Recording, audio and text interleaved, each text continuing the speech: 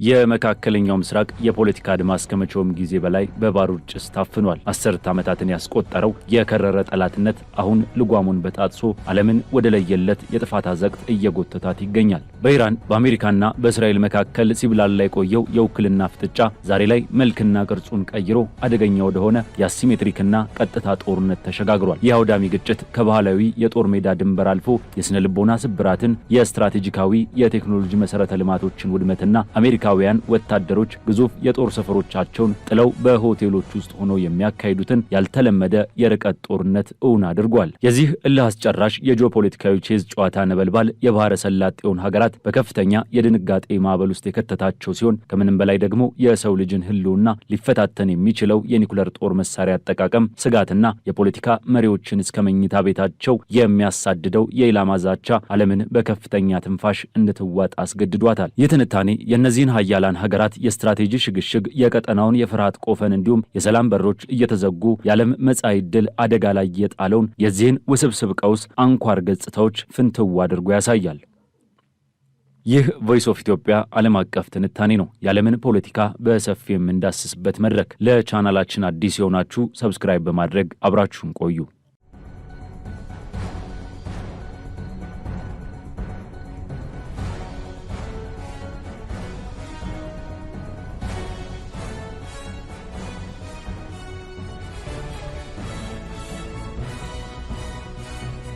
በመካከለኛው ምስራቅ ያለው የፖለቲካና የወታደራዊ ውጥረት ከመቼውም ጊዜ በላይ አሳሳቢና ወደማይቀለበስበት የጥፋት አዘቅት ውስጥ እያመራ መሆኑን የሚያመላክቱ ሁነቶች በተከታታይ እየተስተዋሉ ይገኛሉ። የኢራን የአሜሪካና የእስራኤል የረዥም ጊዜ ባላንጣነት አሁን ላይ ወደ ለየለት ቀጥተኛ ጦርነትና ወደ ውስብስብ የጂኦፖለቲካ ቼዝ ጨዋታና ወደ መጠነ ሰፊ ቀጠናዊ ቀውስ ተሸጋግሯል። ከተለያዩ የመገናኛ ብዙሃን ዘገባዎችና መግለጫዎች መረዳት እንደሚቻለው የዚህ ጦርነት አውድማ ከባህላዊው የጦር ሜዳ ውጊያ አልፎ የስነ ልቦና የመሰረተ ልማት መውደም፣ የሳይበር ጥቃትና ከሁሉም በላይ ደግሞ የኒኩለር ጦር መሳሪያ አጠቃቀም ስጋት ያጠላበት ሆኗል። የኢራንና የአሜሪካ ፍጥጫ ከቃላት ጦርነት አልፎ ተጨባጭ ወታደራዊ እርምጃዎች ወደሚወሰዱበት ምዕራፍ ተሸጋግሯል። ኢራን ለዩናይትድ ስቴትስ ያስተላለፈችው መልእክት እጅግ ጠንካራ፣ ደፋርና የማያወላውል ነው። የኢራን ጦር ያወጣው አዲስ የቪዲዮ ዘገባ የልዩ ኮማንዶ ኃይሎቻቸውን ታክቲካዊ ልምምዶችና ከባድ የጦር መሳሪያ አጠቃቀምን በማሳየት አሜሪካውያንን በቅርብ ርቀት እየጠበቅናችሁ ነው የሚል ቀጥተኛ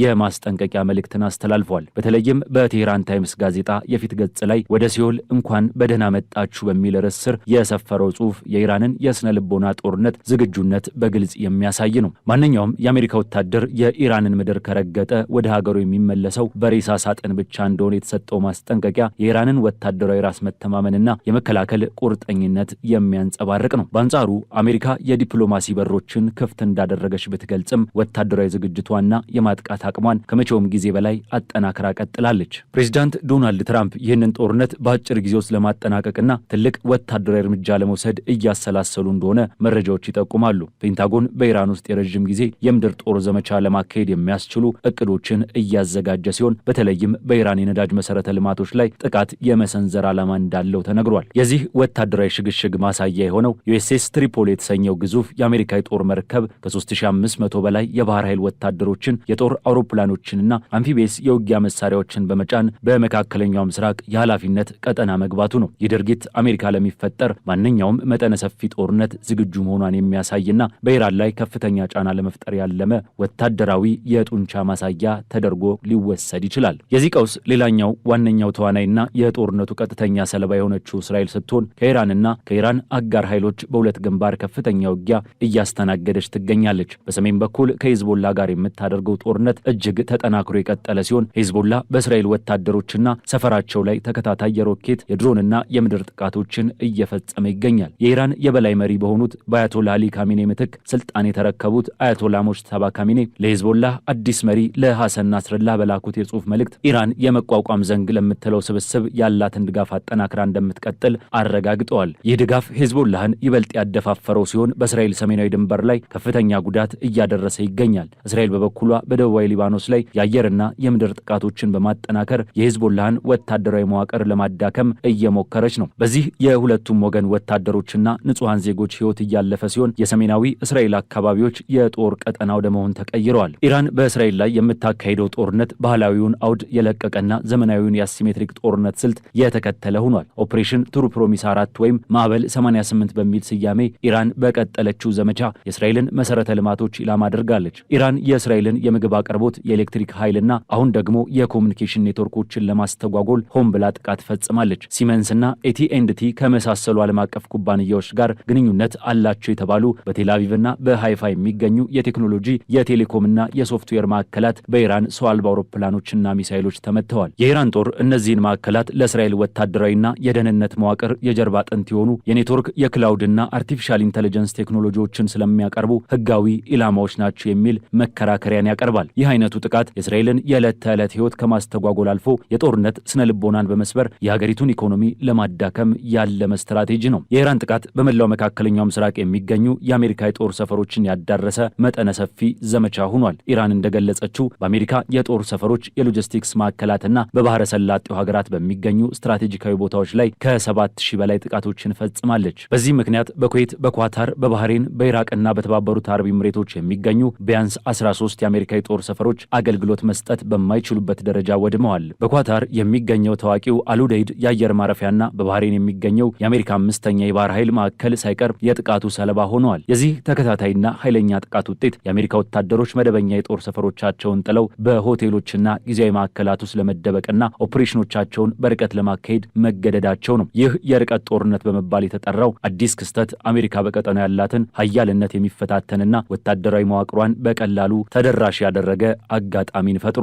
የዚህ ሁሉ ወታደራዊ ትርምስ ቀጥተኛ ተጽዕኖ በባህረ ሰላጤው ሀገራት ላይ ከፍተኛ የሽብር ድባብን ፈጥሯል። ሳውዲ አረቢያ፣ የተባበሩት አረብ ኤሚሬቶች፣ ኳታርና ባህሬን የጦርነቱ ነበልባል ሀገራቸውን እንዳያወድም በከፍተኛ ስጋት ውስጥ ወድቀዋል። እነዚህ ሀገራት የዓለምን የንግድ የቱሪዝምና የኢንቨስትመንት ማዕከላት በመሆናቸው ግጭቱ የሚቀጥል ከሆነ ኢኮኖሚያቸው ሙሉ በሙሉ ሊፈራርስ እንደሚችል በሚገባ ተረድተዋል። በመሆኑም የሳውዲው አልጋ ወራሽ መሐመድ ቢን ሳልማን የኳታሯ አሚርና የጆርዳኑ ንጉሥ አብደላ አስቸኳይ ስብሰባ በማድረግ ፕሬዚዳንት ዶናልድ ትራምፕ ይህንን ጦርነት በአፋጣኝ እንዲያቆሙት ታሪካዊ የተባለ ጥሪን አቀርበዋል። የእነዚህ ሀገራት መሪዎች የሆርሙዝ ስትሬት ባይከፈትም እንኳን ጦርነቱ መቆም አለበት የሚል አቋም ይዘዋል። ምክንያቱም ጦርነቱ ከቀጠለ የኢራን ሚሳይሎች በገዛ ሀገራቸው ያሉትን የአሜሪካ ሰፈሮች ብቻ ሳይሆን የራሳቸውን መሰረተ ልማት እንደሚያወድሙ ጠንቅቀው ያውቃሉ። ፕሬዚዳንት ትራምፕ በበኩላቸው ጦርነቱን ለማቆም ፈቃደኛ መሆናቸውን ጠቁመው ነገር ግን ይህ የሚሆነው ኢራን የኒኩሌር ፕሮግራሟን ሙሉ በሙሉ ስታፈርስና ቀጠናዊ ተጽዕኗን ስታቆም ብቻ እንደሆነ ቅድመ ሁኔታ አስቀምጠዋል። ይህ ቅድመ ሁኔታ ግን በኢራን በኩል በቀላሉ ተቀባይነት የሚያገኝ ባለመሆኑ የጦርነቱን ማብቂያ ጊዜ እጅግ የራቅ አድርጎታል። ከጦርነቱ መባባስ ጋር ተያይዞ የዓለምን ማህበረሰብ ክፉኛ ያስደነገጠው ሌላኛው ጉዳይ የኒኩሌር መሳሪያ አጠቃቀም ስጋት ነው። ለ12 ዓመታት በተባበሩት መንግስታት ድርጅት ውስጥ ያገለገሉት ዲፕሎማት መሐመድ ሳፋ ስራቸውን በገዛ ፈቃዳቸው የለቀቁት በሰው ልጅ ላይ ሊፈጸም የታቀደን ወንጀል ማየት አልፈልግም በሚል መነሻ ነው። እርሳቸው እንዳረጋገጡት ከሆነ አሜሪካና እስራኤል በኢራን ላይ የኒኩሌር ጦር መሳሪያ ለመጠቀም የሚያስችል ሚስጥራዊ እቅድ እያዘጋጁ ነው። ምንም እንኳን ይህ ክስ በገለልተኛ አካል ባይረጋገጥምና የተባበሩት መንግስታት ድርጅትም ይፋዊ ምላሽ ባይሰጥበትም መረጃው በዓለም አቀፍ ደረጃ ያስከተለው ድንጋጤ ቀላል የሚባል አይደለም። የኢራንን ዋና ከተማ ቴሄራንን ንጹሃን ዜጎቿንና ህጻናትን በሚያሳይ መልኩ ዲፕሎማቱ ያሰራጩት ምስል የኒኩሌር ጦርነት ቢነሳ ሊከተል የሚችለውን ሰብአዊ እልቂት አጉልቶ የሚያሳይ ነው። በዘመናዊው ዓለም የኒኩሌር መሳሪያን የመጠቀም ሐሳብ ራሱ የዓለምን የደህንነት ስነ ህንጻ ከመሰረቱ የሚያናውጥና የሰው ልጅን ህልውና አደጋ ላይ የሚጥል ትልቅ ቀይ መስመር ነው። ይህ በእንዲህ እንዳለ የኢራን እስላማዊ አብዮታዊ ዘብ ጦርነቱ የሚቀጥል ከሆነ አሜሪካውያንና እስራኤላውያን ባለስልጣናት በየቤታቸው ውስጥ ሆነው እንኳን በሰላም መኖር እንደማይችሉ በማሳወቅ ሌላ አደገኛ ማስጠንቀቂያን አውጥቷል። ኢራን ቀደም ሲል ወታደራዊ ጦር ሰፈሮችን ብቻ ኢላማ ታደርግ የነበረ ቢሆንም አሁን ግን የፖለቲካና የወታደራዊ መሪዎች መኖሪያ ቤቶችን ጭምር እንደምታጠቃ ማስታወቋ ጦርነቱ ከስምምነት ህጎች ውጭ መውጣቱን ያሳያል።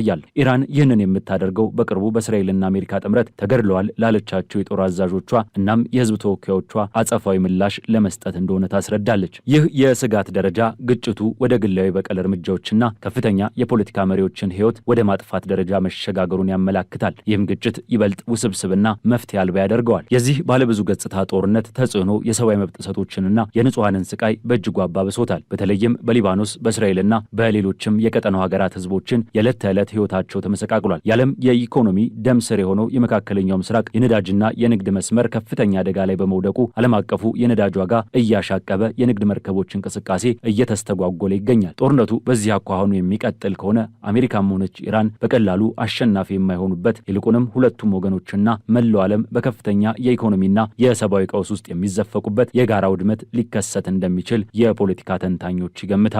ይህ በአሜሪካ በእስራኤልና በኢራን መካከል እየተካሄደ ያለው ዘርፈ ብዙ ግጭት የዘመናዊውን ዓለም የጂኦፖለቲካ ሚዛን በሚፈታተን መልኩ እያደገ ይገኛል። የኢራን ቆራጥነትና በአሲሜትሪክ ጦርነት ያላት የተሻሻለ አቅም አሜሪካን ባህላዊ የጦር ሰፈሮቿን እንድትተው ሲያስገድዳት፣ የአሜሪካ የኃይል እርምጃ የማውረድ ዛቻ ደግሞ ቀጠናውን የፍርሃት ቆፈን ውስጥ ከቶታል። የእስራኤልና የሄዝቦላህ የማያባራ ውጊያ እንዲሁም አጋዥ የትጥቅ ኃይሎች እንደ ሁቲ ያሉ በየግንባሩ የሚያደርጉት ተሳትፎ ጦርነቱን መልክ አልባ አድርጎታል። የባህረ ሰላጤው ሀገራት ኢኮኖሚያቸውን ለማዳን የሚያደርጉት የዲፕሎማሲ ጩኸትና በኒኩለር የጦር መሳሪያ አጠቃቀም ዙሪያ የሚሰሙት ስጋቶች የሁኔታውን አሳሳቢነት ከግንዛቤ በላይ ያደርጉታል። የሰላም በሮች እየተዘጉ የጥፋት ነጋሪቶች በከፍተኛ ድምፅ በሚደለቁበት በዚህ ወቅት ዓለም አቀፉ ማህበረሰብ በከፍተኛ ትንፋሽ መዋጥ ይህንን ጦርነት ወደማይቀለበስ ዓለም አቀፋዊ እልቂት እንዳያመራ በስጋት እየተጠባበቀ ይገኛል። ጦርነቱን የማቆም ቁልፍ በቴህራንና በዋሽንግተን እጅ ቢሆንም ሁለቱም ወገኖች የያዙት ለአስጨራሽ አቋም መጪውን ጊዜ እጅግ ጨለማና ተገማችነት የሌለው አድርጎታል።